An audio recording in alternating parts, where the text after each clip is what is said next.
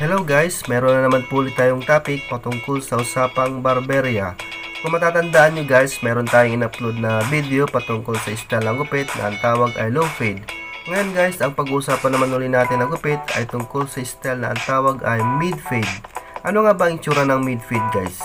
At ano ang proseso ng gupit na ginagawa dito? So guys, may papakita muna ako sa inyong sample picture at bibigyan ko kayo ng idea kung bakit siya tinawag na mid fade at kung anong gupit na ginagawa dito. Stay tuned lang muna kayo guys.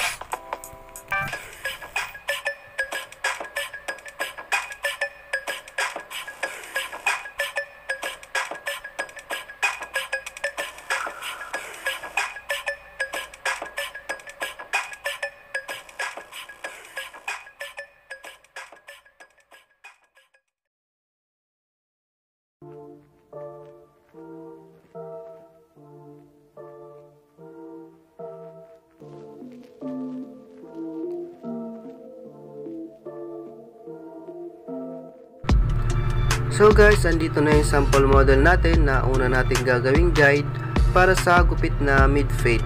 So ganito guys ang tinatawag nating mid fade.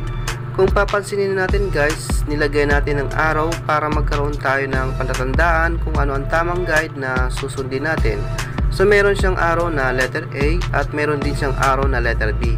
So yung letter A guys, pansinin nyo kung saan part siya nakaturo. Nakaturo siya sa lower part ng noo. Makikita natin guys na may kulay puti na bilog.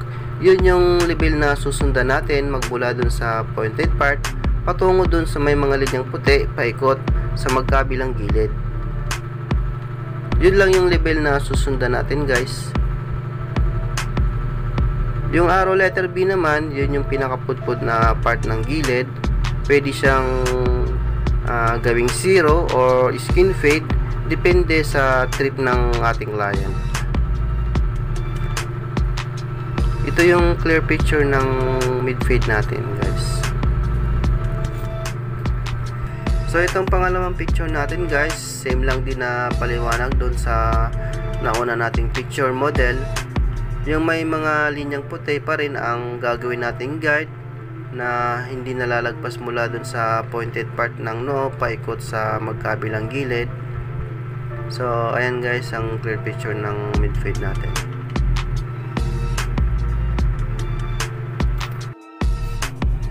Ito yung pangatlong picture natin guys. Same lang din naman ang paliwanag dito sa mga naunang picture na pinakita natin. Nagkakaiba lang sila ng hugis ng ulo at klase ng buhok, pero iisa lang ang pattern na susundan mula dun sa level point ng noo na tinuturo ng red arrow at yung mga puting arrow kung saan yun lang yung level na i-fade. Paikot yan. So ayan yung clear picture nya. Isingit ko lang guys yung gawa kong mid fade. Ipapakita natin yung itsura ng likod. Ayan. Ayan yung likod nya guys. Hindi siya masyadong mataas at hindi rin siya mababa.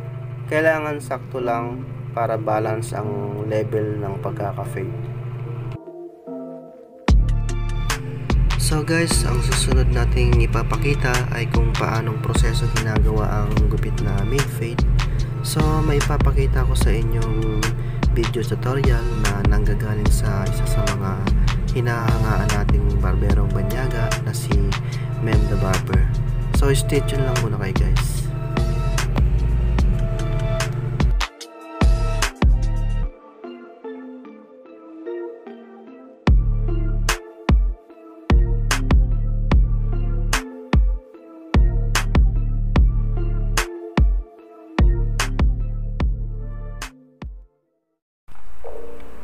So guys, sisimulan na natin ang ating mid fade video tutorial. Susubukan nating may paliwanag sa Tagalog kung paanong pamamaraan na ginagawa ni Mem the Barber ang gupit na mid fade.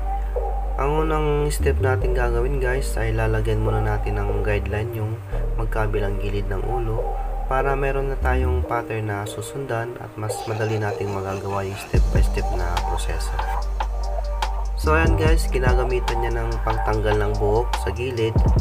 Yan ay tinatawag na detailer. Yan ang kadalasan na ginagamit ng mga barbero natin pagka mag-fade. At advisable din siya gamitin na panglinya at pang hair tattoo. So ang susunod nating step guys na gagawin ay gagamitan natin ng shaver o electric razor para mas kuminis yung pinakagilid. At ang magiging tawag sa ganitong style ng gupit ay skin fade. Kaya tinawag ni skin fade guys kasi wala ka na talagang makakapa na buhok at simot na simot talaga yung buhok mo. Pero take note sa mga bago, hindi mo pwedeng gamitan ng shaver pag hindi mo ginamitan ng detailer kasi hindi tatalab ang shaver. Nakadepende pa rin sa gusto ng customer kung skin ba yung nipis ng gilid o zero lang. Kasi yung zero medyo may makakapa ng buhok nun magaspang siya. Ang susunod nating step guys ay gagamitan natin ng 1.5 guard at dapat naka-close cap yung adjust ng blade ng clipper natin kagaya nung nakita nyo kanina.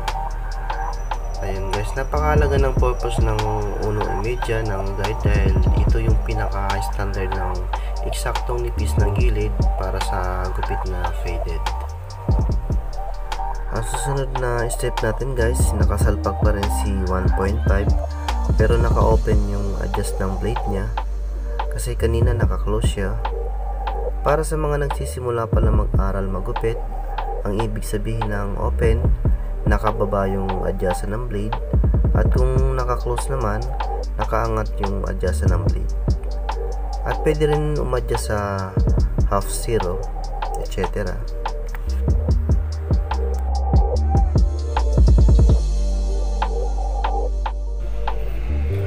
Susunod nating step guys, wala na siyang guide, bali open zero siya. Ito yung sinasabi natin na open zero, nakababa yung adjasa ng blade nya para hindi sobrang pudpod pag hinagod natin sa anit ng ulo, para alalay lang at mas madali nating habulin yung blending ng fade.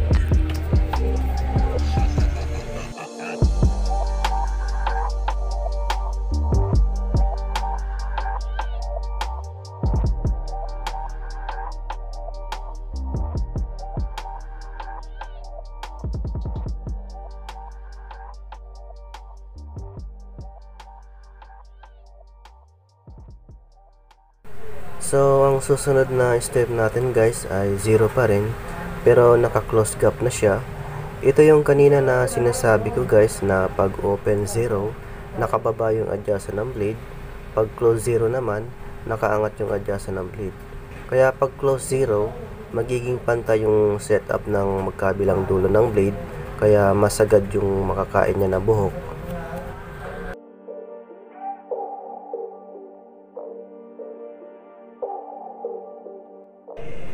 So, yung kanina guys, ginamitan niya ng open 0. Kaya ngayon, inadjust niya sa close 0 para mas madali niya mabura yung natirang linya kasi mas pudpud yung close 0 o 0 gap. So, next step natin guys, maglalagay tayo ng half guard o yung tinatawag natin na 0.5 guide.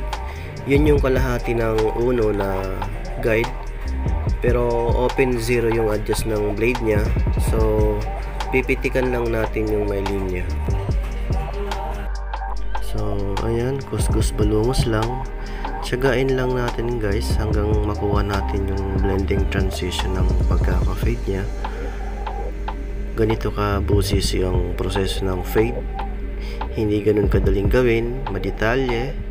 Pero ganun talaga guys, kung gusto mo ng kalidad na gupit at pulidong gupit, pagpapaguran talaga ng ating mga barbero, magiging sulit naman yung ibabayad niya.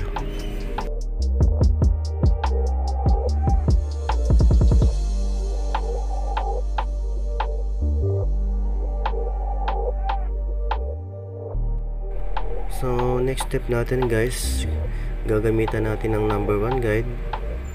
So open 0 siya. Ayan. Kuskusan portion ulit tayo. Ayan, medyo lumilitaw na yung blending transition ng fade. Dapat guys, laging palabas yung hagod ng clipper natin, hindi paloob.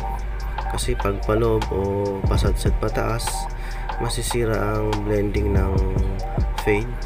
Baka imbis maging fade, baka maging mushroom.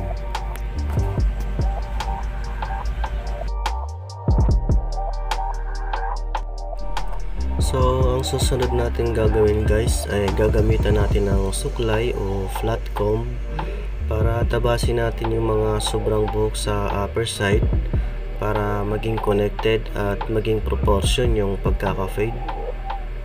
So, mas advisable guys kung gagamitan natin ng suklay kaysa sa clipper guard para natatansya natin yung pagpantay ng buhok.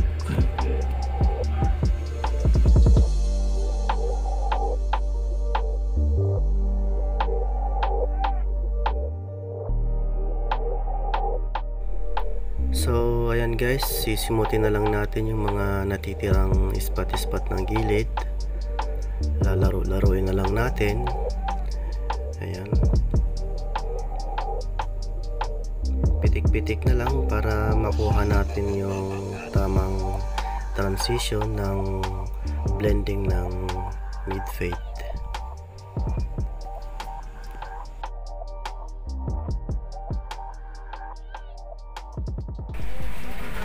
So guys, finishing process na tayo. Lalagay na natin ng forma yung gupit natin na mid-fade. Pabasa-basahin muna natin para hindi kumalat yung buhok pag pinuputol natin. Yung gagawin natin guys, maglalagay tayo ng lineup o popormahan natin yung noo. At ito yung pamusong katawagan ng ating mga kabarbers na ang tawag ay devil's cut.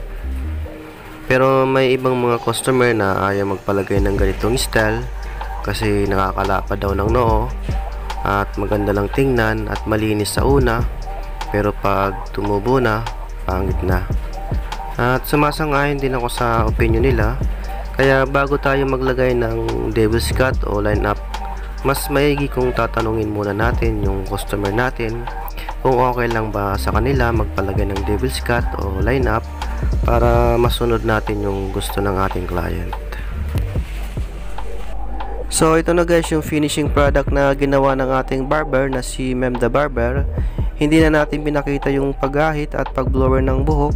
Shinarcut na lang natin para hindi na tayo matagalan. Nalagyan na rin siya ng pomade or wax. Susuklay na lang natin yung buhok sa ibabaw. Nakadepende sa gusto ng client guys kung ano yung gustong forma ng buhok sa ibabaw. Pwedeng high pump, brush up, comb over o one side. So ganito kabusisi guys yung gupit na mid-fade. Hindi basta-basta yung ginawang proseso, madetalye siya. Bagamat tayong mga Pinoy, may mga kanya-kanya din tayong technique at pamamaraan kung paano natin mapapabilis at mapapadali yung ganitong gupit, pero same results pa rin ang kalalabasan. So ito yung mid-fade before and after na ginawa niya guys. Hiniram lang natin tong video tutorial na to guys para mabigyan tayo ng mas malinaw na detalye kung paano ginagawa ang proseso ng mid-fade. Kredito na lang kay Mem the Barber. So guys, meron na akong ipapakita sa inyo na sarili kong gawa patungkol sa topic natin ngayon na mid-fade haircut. Panoorin nyo na lang guys yung slide photos, baka isa kayo sa mga nagupitan ko.